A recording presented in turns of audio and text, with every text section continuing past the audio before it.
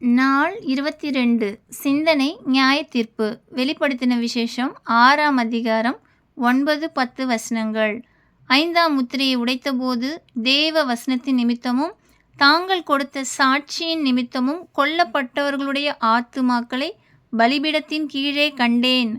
அவர்கள் பரிசுத்தமும் சத்தியமும் உள்ள ஆண்டவரே, தேவரீர் பூமியின் மேல் குடியிருக்கிறவர்களிடத்தில் எங்கள் இரத்தத்தை குறித்து எதுவரைக்கும் நியாயத்தீர்ப்பு செய்யாமலும் பழி வாங்காமலும் இருப்பீர் என்று மகா சத்தமிட்டு கூப்பிட்டார்கள்.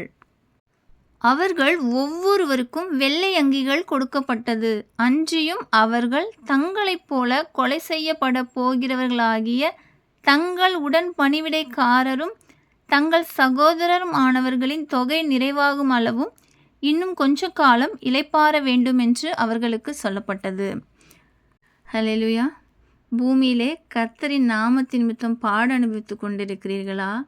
எப்பொழுது தேவனுடைய நாமத்தை தூஷிக்கலாம் என்று உங்களின் நடக்கைகளை குறித்து கவனித்து கொண்டிருக்கிறார்களா? கவலை கொள்ளாதீர்கள். கர்த்தர் சொல்கிறார், இன்னும் கொஞ்ச காலம்தான். என்னுடைய நியாய தீர்ப்பு வரும்போது நான் உங்களுக்காக பழி வாங்குவேன். ஆமென்.